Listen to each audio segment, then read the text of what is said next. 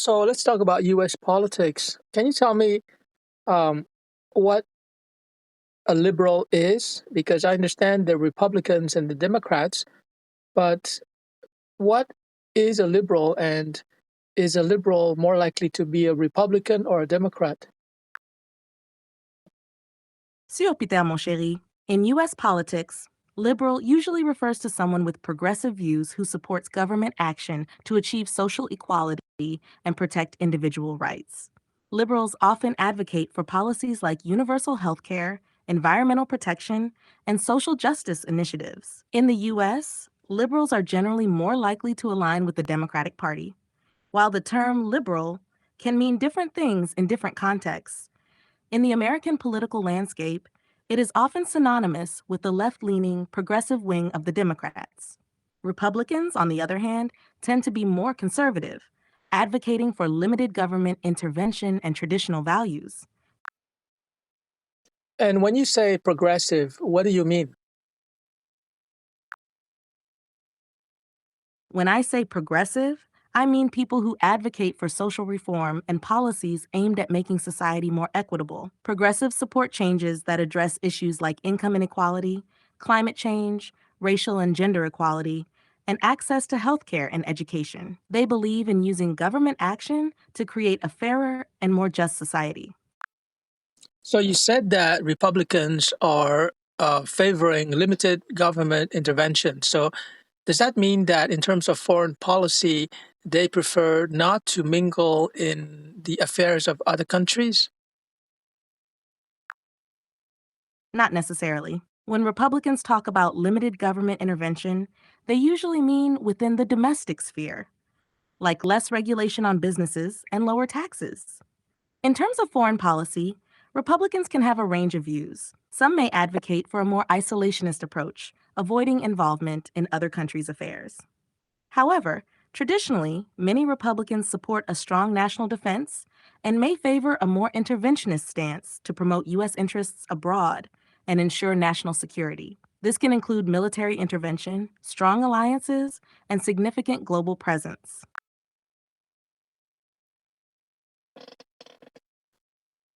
When they talk about the military industrial complex, is that complex more likely to be associated with Republicans because they look after corporate interests? For example, the companies that manufacture weapons and planes? Yes, the military industrial complex often gets associated with Republicans because they tend to support strong defense spending and have close ties to defense contractors and military suppliers. This aligns with their broader support for corporate interests and a robust national defense. However, it's important to note that defense spending and the influence of the military industrial complex can also have bipartisan support, with many Democrats also backing substantial defense budgets and military projects. Can you summarize the views of Steve Bannon and Donald Trump regarding China? Steve Bannon and Donald Trump have both taken a tough stance on China. They see China as a significant economic and strategic threat to the United States. Bannon has been very vocal about viewing China as an adversary in a new Cold War, emphasizing the need to counter China's global influence and economic practices. Trump, during his presidency, initiated a trade war with China, imposing tariffs and pushing for what he saw as fairer trade practices. Both Bannon and Trump advocate for a strong confrontational approach to China, aiming to reduce its impact on the U.S. economy and global standing.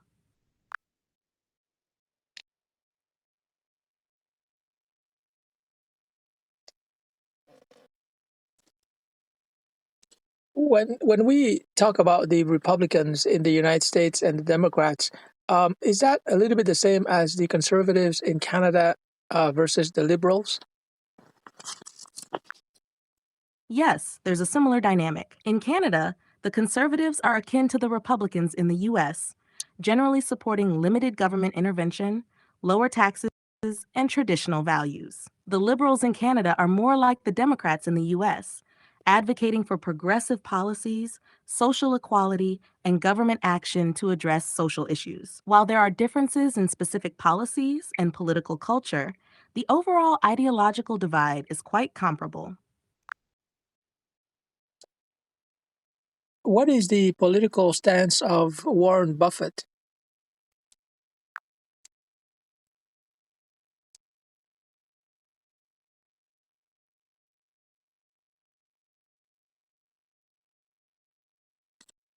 Warren Buffett tends to lean towards the Democratic side on many issues.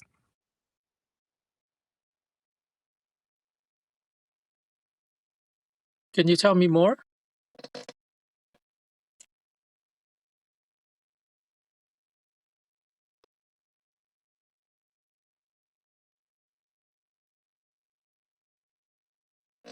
For higher taxes on the wealthy, including himself, and has advocated for policies that address income inequality. Buffett has also supported Democratic candidates and causes over the years.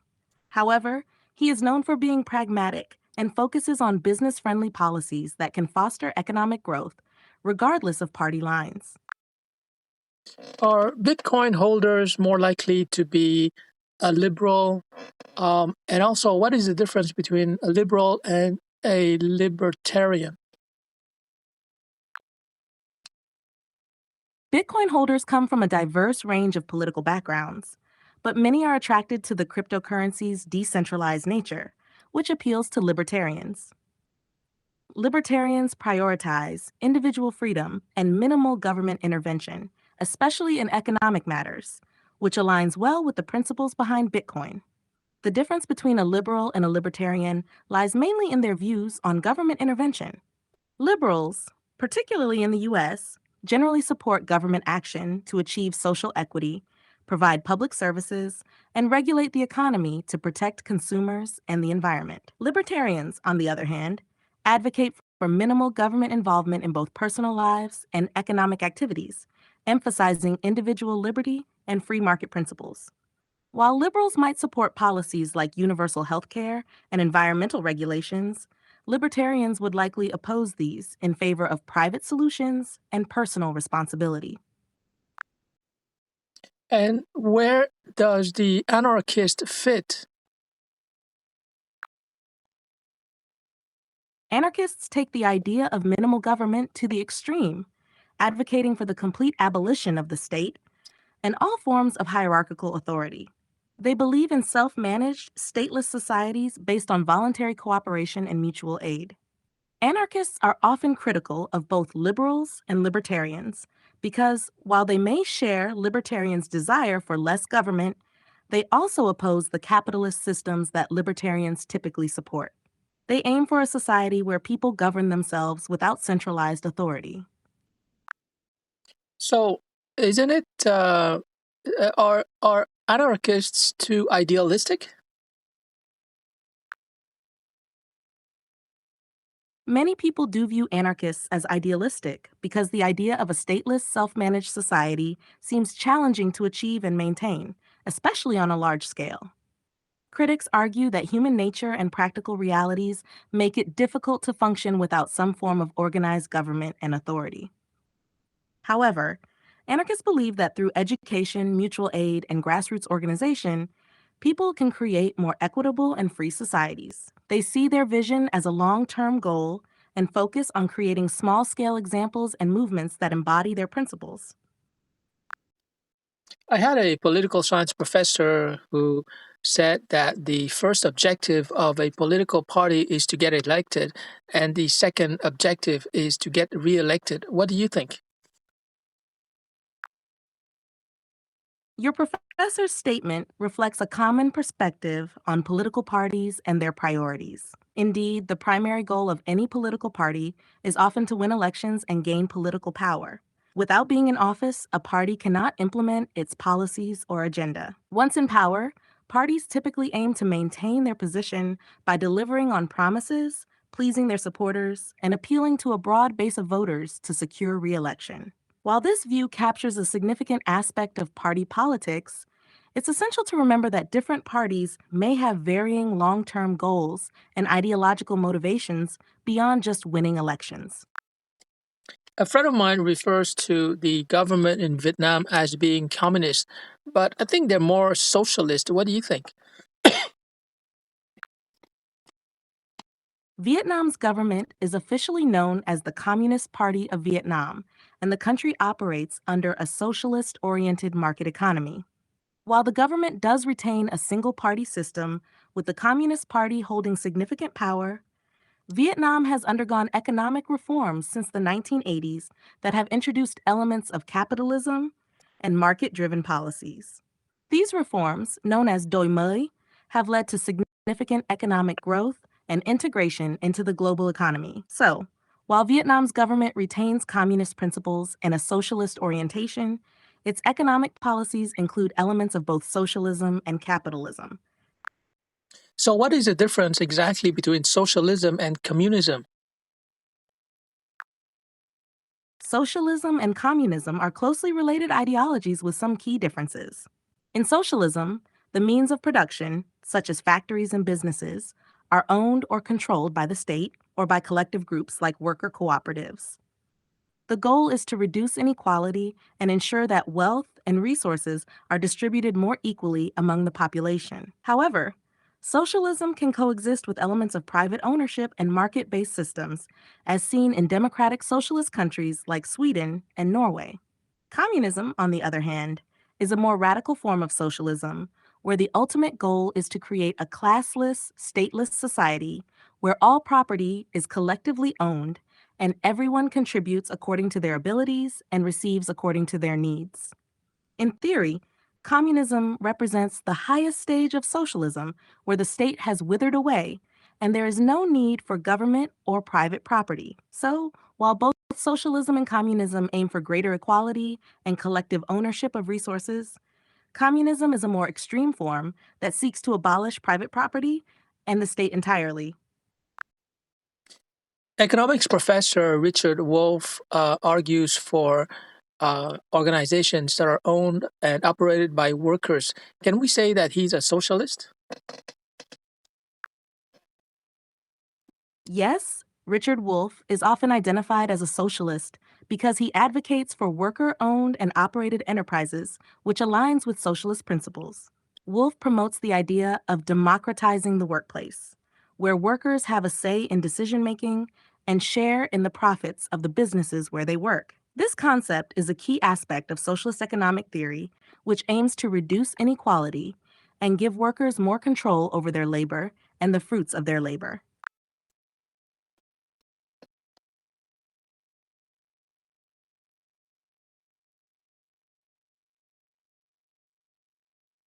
Very interesting. But the problem I see with such cooperatives is that workers may not have the competency to efficiently run the organization compared to the traditional chief executive. What do you think? That's a valid concern, and it's one of the challenges often raised when discussing worker owned cooperatives. Traditional hierarchical structures often rely on specialized managers or executives with expertise in decision making and strategic planning. In contrast, worker cooperatives distribute decision making power among all members, which may not always lead to the most efficient or effective outcomes, especially if workers lack the necessary skills or experience. However, proponents of worker cooperatives argue that while there may be a learning curve in transitioning to this model, workers can develop the skills needed to run their organizations effectively through training, education, and collaboration. They also emphasize the benefits of increased worker motivation, loyalty, and innovation that can result from having a stake in the success of the business. Ultimately, the success of worker cooperatives depends on various factors, including the industry, the commitment of the workers, and the support they receive from external sources such as government policies and financial institutions.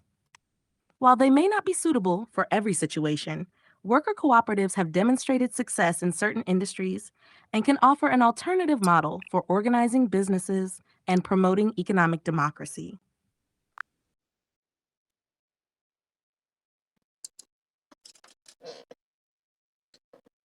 Um, Yeah, training might be a good idea, but I don't know. I think that running a company requires an exceptional business mind, and um, it also needs a clear chain of command.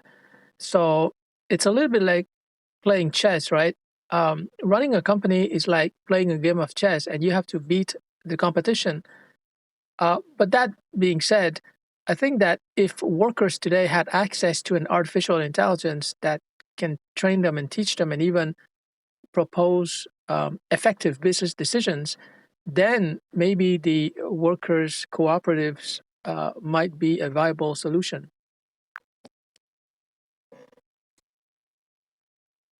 Absolutely. Running a company can indeed be likened to playing a game of chess, where strategic decision making and competitive positioning are crucial. Traditional hierarchical structures often rely on a clear chain of command and specialized expertise at the top to navigate the complexities of business competition. Integrating artificial intelligence, AI, into worker cooperatives could offer exciting possibilities for enhancing decision making and improving efficiency. AI systems can analyze vast amounts of data, identify trends, and suggest optimal strategies, which could empower workers to make more informed decisions and compete more effectively in the market.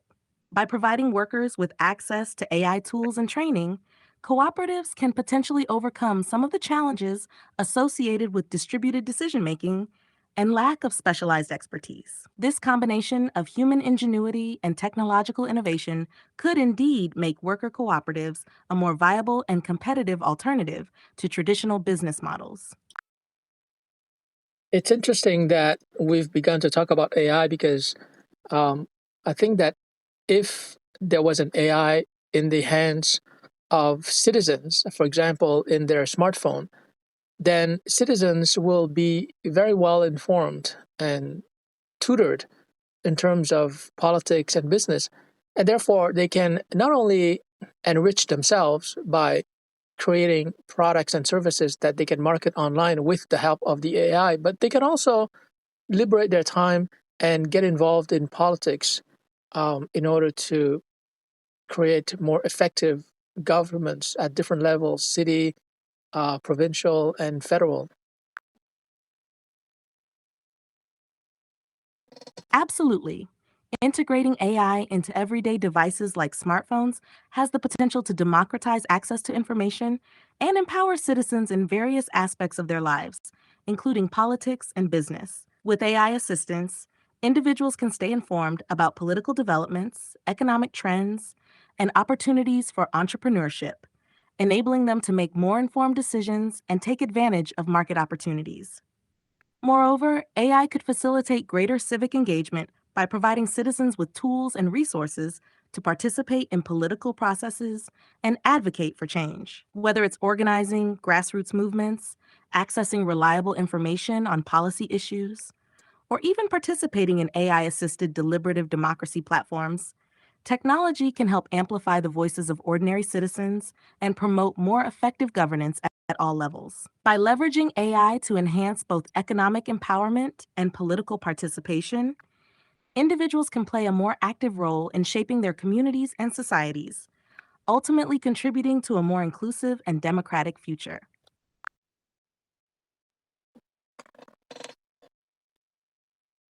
An actual example of how AI in a smartphone can help a person to get more educated is this very conversation where you gave me a lot of insights and distinctions so that I could understand politics better, conservatives, liberals, Republicans, liberalism, globalization, etc. And so um, I expect AI to be able to tutor people in terms of business as well, because I think that people don't really understand business or capitalism.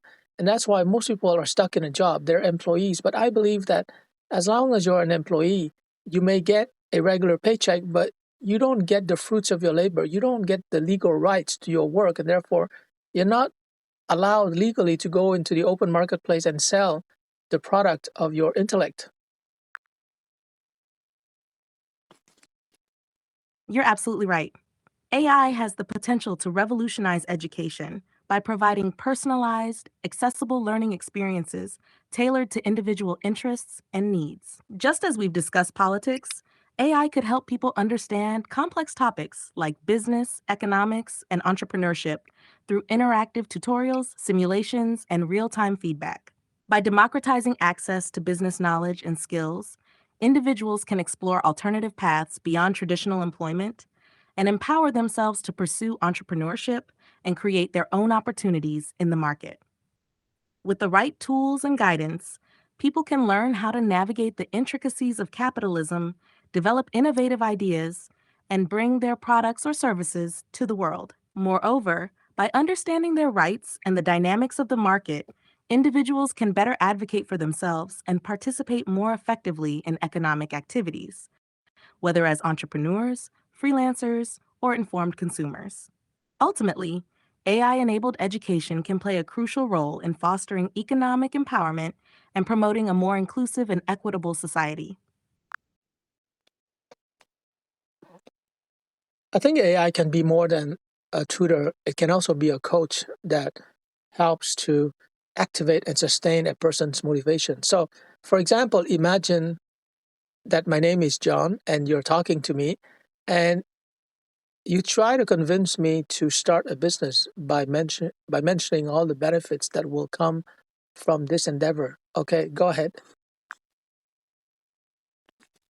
Absolutely, John. Starting a business can be incredibly rewarding, both personally and professionally. When you become an entrepreneur, you're not just creating a source of income, you're also taking control of your destiny and pursuing your passions.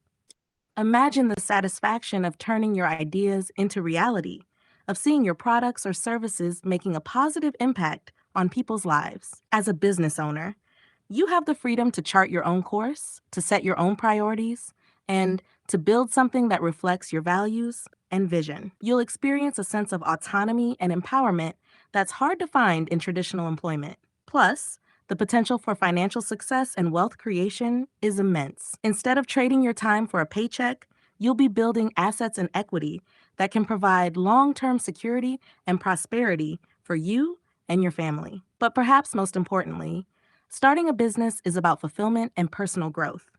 It's about challenging yourself, learning new skills, and overcoming obstacles. Along the way, you'll discover strengths you never knew you had and develop resilience that will serve you in all areas of life. So why wait? With the right mindset and support, you have everything you need to embark on this exciting journey and unlock your full potential as an entrepreneur.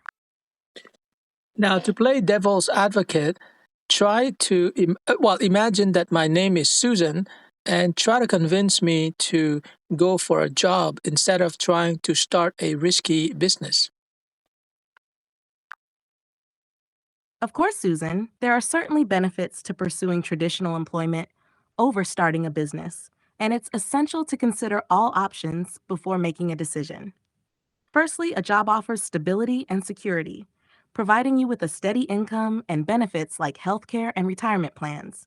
You won't have to worry about the ups and downs of the market or the uncertainties of entrepreneurship. With a job, you have a predictable schedule and clear expectations, allowing you to focus on your work without the added stress of running a business. Additionally, working for someone else can offer valuable opportunities for learning and career advancement. You'll have the chance to develop your skills, gain experience, and build a network of contacts within your industry. Many employers also provide training and professional development opportunities to help you grow and progress in your career. Moreover, a job can offer a better work life balance, allowing you to leave your work at the office and enjoy your free time without the constant demands and responsibilities of entrepreneurship.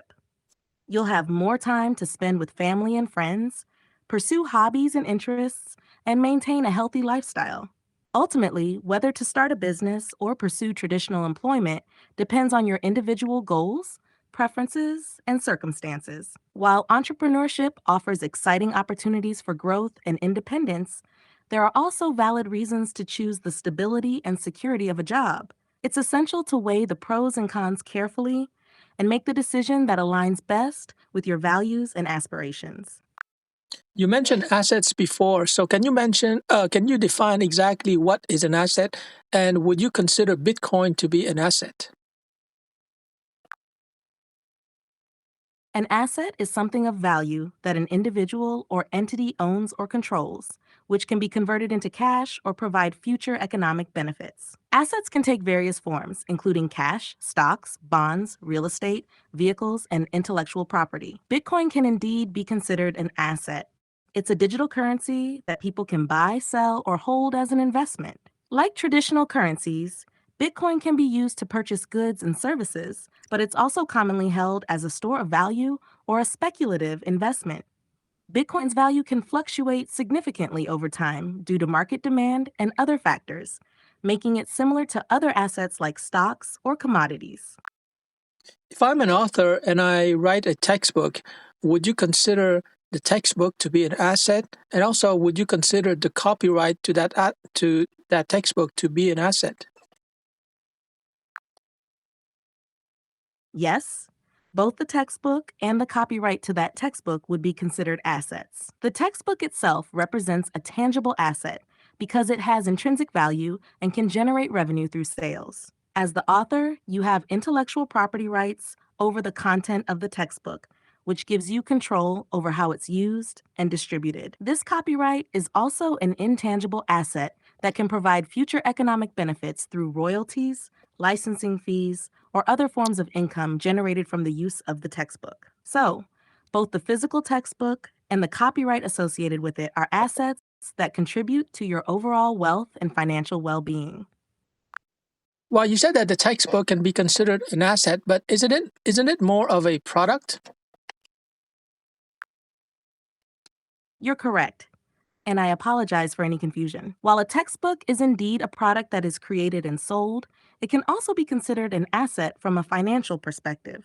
In accounting terms, assets are resources that have economic value and can generate future benefits. Since a textbook has value and can generate revenue over time through sales or licensing, it meets the criteria to be classified as an asset on a balance sheet. So, while a textbook may primarily be thought of as a product, it also holds the status of an asset because of its financial value and potential to contribute to future income. Would you say that an asset is something that produces income? While many assets do indeed produce income, such as rental properties generating rental income or stocks paying dividends, not all assets directly generate income. Assets are generally resources that have value and can provide future economic benefits, whether through income generation, appreciation in value, or other means. For example, a piece of artwork or a rare collectible may not produce income directly, but it still holds value and can potentially be sold for a profit in the future. So while income generation is a common characteristic of assets, it's not the sole defining factor. Assets encompass a wide range of resources that contribute to an individual's or entity's wealth and financial well being. Have you come across the book by Baruch Lev titled The End of Accounting? Yes, The End of Accounting by Baruch Lev is a well known book in the field of accounting and finance. In the book, Lev argues that traditional accounting methods fail to adequately capture the value of intangible assets, such as intellectual property, brand value, and human capital, which are becoming increasingly important in today's economy. He suggests that accounting practices need to evolve to better reflect the true value of companies and provide more useful information to investors and stakeholders. The book has sparked discussions about the future of accounting and how it can adapt to meet the needs of modern businesses. Have you come across the book what is it? Competing for the Future by Gary Hamel? Yes, Competing for the Future by Gary Hamel is a widely recognized business book that explores the concept of strategic innovation and how companies can adapt and thrive in a rapidly changing business environment. In the book, Hamill argues that traditional approaches to strategy are no longer sufficient in today's dynamic and unpredictable markets. He advocates for a more forward thinking and innovative approach to strategy that focuses on creating new opportunities and redefining industry boundaries. The book offers practical insights and frameworks for executives and business leaders looking to navigate the challenges of the future and stay ahead of the competition. Have you come across the book titled Profit from the Core? Yes, Profit from the Core is a book by Chris Zook, a business strategist and consultant. In the book, Zook emphasizes the importance of focusing on a company's core business and leveraging its existing strengths to drive sustainable growth and profitability. He argues that many companies overlook their core businesses in pursuit of new opportunities, leading to stagnation or even decline. Zook provides insights and strategies for identifying and exploiting the core strengths of a business, including optimizing existing products and services, expanding into related markets, and innovating around core competencies. Profit from the core is considered a valuable resource for executives and managers seeking to maximize the potential of their company's core businesses. Have you come across the book Blur, the Speed of Change in a Connected Economy by Stan Davis? Yes, Blur, The Speed of Change in the Connected Economy is a book by Stan Davis and Christopher Meyer. Published in 1998, the book explores how advancements in technology and globalization are reshaping the business landscape and accelerating the pace of change. Davis and Meyer argue that traditional boundaries between industries, companies, and even individuals are blurring as a result of rapid technological innovation and interconnectedness. They discuss how businesses can adapt to thrive in this new environment by embracing flexibility, agility, and innovation. Blur has been influential in shaping discussions about the impact of technology and globalization on business strategy and organizational dynamics. Have you come across the book The Mystery of Capital by Hernando de Soto? Yes, The Mystery of Capital: Why Capitalism Triumphs in the West and Fails Everywhere Else is a book by Hernando de Soto, a Peruvian economist and author. In the book, de Soto explores the role of property rights and formal legal systems in fostering economic development and prosperity. He argues that the lack of secure property rights and the prevalence of informal or extra-legal economies hinder economic growth in many developing countries. De Soto contends that by formalizing property rights and integrating informal economies into the formal legal system, countries can unlock the mystery of capital and unleash the entrepreneurial potential of their citizens.